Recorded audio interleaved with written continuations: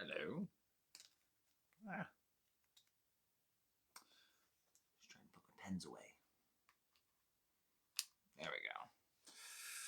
Matthew chapter 15. Looks like we're in striking distance to finish this guy up today. And so, Jesus departed from there, skirted the Sea of Galilee, and went up on the mountain, and sat down there. Then great multitudes came to him, having with them the lame, the blind, the mute, the maimed, and many others, and they laid him at the feet of Jesus, and he healed them. So the multitude marveled when they saw the mute speaking, the maimed made whole, the lame walking, the blind seeing, and they glorified the God of Israel.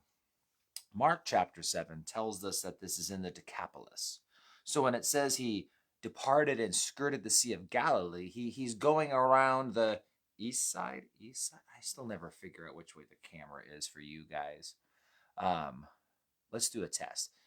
Is this the right side of the screen? Or is this the left side of the screen?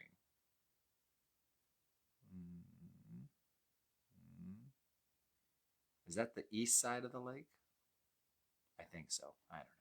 So, all that said, now, while he's doing all of this, Jesus called his disciples to himself and said, I have compassion on the multitude because they have now continued with me 3 days and have nothing to eat. And I do not want to send them away hungry, lest they faint on the way. Then his disciples said to him, where could we get enough bread in the wilderness to fill such a great multitude? And Jesus said to them, how many loaves do you have? They said, 7, and a few little fish. So he commanded the multitude to sit down on the ground. He took the 7 loaves and the fish and gave thanks, broke them, and gave them to his disciples. The disciples gave it to the multitude. So they all ate and were filled. They took up 7 large baskets full of fragments that were left. Now those who ate were 4,000, beside women and children. And he sent them away. The multitude got into the boat and came to the region of Magdala. So, here's kind of the deal. This is the second account of Jesus multiplying bread and fish. Bread and fish was kind of a staple around the Sea of Galilee. It was a fishing town, a fishing town region. They're all around it. And bread, right? I mean, real simple foods, and that's what the people typically ate. But now we have different numbers. 7 loaves of bread, a few fish, instead of 5 loaves and 2. We have less people, 4,000 instead of 5,000. They're in the area of the Decapolis, which actually isn't all too far away necessarily from where he was the first time he multiplied the bread and the fish. But the funny thing about the story is that the disciples, they said to him, where could we get enough bread in the wilderness to fill such a great multitude? Now, taking that, we could go a few different directions. Did they forget about the 5 loaves and the 2 fish? Or did they not expect him to do it again? Again, we don't know why this was their response. To us, we're just thinking, oh, that was only like a chapter ago. How could they forget so much just in one chapter? And yet, we're forgetful people, us humans. You think about the Jews in the time of the Exodus. They watched 10 plagues devastate Egypt.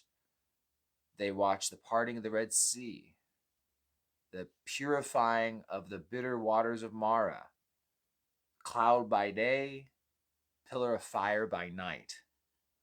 They saw all of this, and then Moses goes up on a mountain for a little while, and within a month, they're ready to make a golden calf and start worshiping it. How did they forget? Well, people are forgetful. It's amazing on how you can have a normal, that's a good word, normal marriage full of normal everyday life, love, care, all those things. And then one day, somehow it's like almost like you forget. You have a bad day. And all of a sudden we're like, man, I got the worst marriage ever. I got the no friends. I've got no friends. And it's like, well, what about the friends you were hanging out with just 3 days ago? You forget. Why? I don't know. We're very prone to forget. God answers prayer and does miracles, and then we doubt that he'll answer prayer and do a miracle. Quite often we can see God do something and then we can literally forget about it just days later. I don't think it was just days between the feeding of the 5,000 and the feeding of the 4,000. I mean, Jesus goes up and up north Lebanon, comes back down. I mean, he does a lot of traveling and stuff in between those two accounts. But did the disciples forget? It's totally possible. Option two, because there's more than one. When the Bible doesn't say why were they asking these questions, we can kind of dig in and make some assumptions. But for what it's worth, another possible healthier option, I think option one is probably a more likely option. But option two could always be a nugget we can learn from as well. Maybe they didn't expect him to do the miracle again. Maybe they were just thinking, that was a one-time thing, and maybe God's not going to do it this time. Maybe Jesus wants us to actually go find bread. And I think that's a healthy attitude for Christians to have. That we recognize that God doesn't always do miracles. God doesn't always do the same things twice. And sometimes we can get let down when we think, well, the last time that I hiked up this mountain and God, I came up here and God met me here, and why I'm up here on the mountain again, and where's God? And it's like, well, he's the God of the mountain and he's the God of the valley. He doesn't need to repeat that experience necessarily. And so giving the disciples the benefit of the doubt, it's possible that they just didn't expect Jesus to do a repeat. Maybe they expected something new, something different. Or maybe that time Jesus did a miracle, and this time they just felt like, no, maybe he came to our provision supernaturally that time. But maybe this time he just wants us to do things practically, to work for it. So, whichever it is, there's not a right or wrong. But it's good to know God doesn't always do the same things twice. And even when God is willing to do the same things twice, so often we forget. We forget of God's past faithfulness.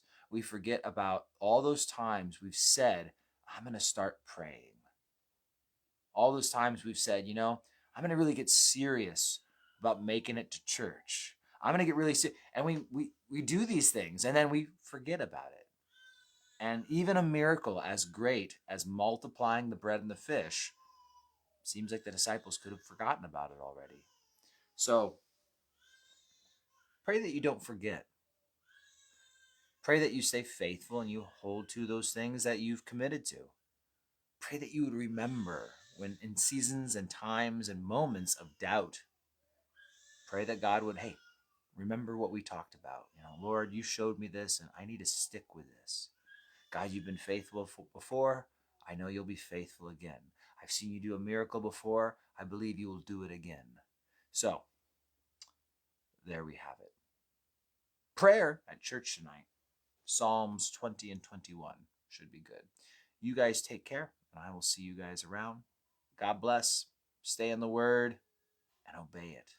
Perform that which is written. See ya.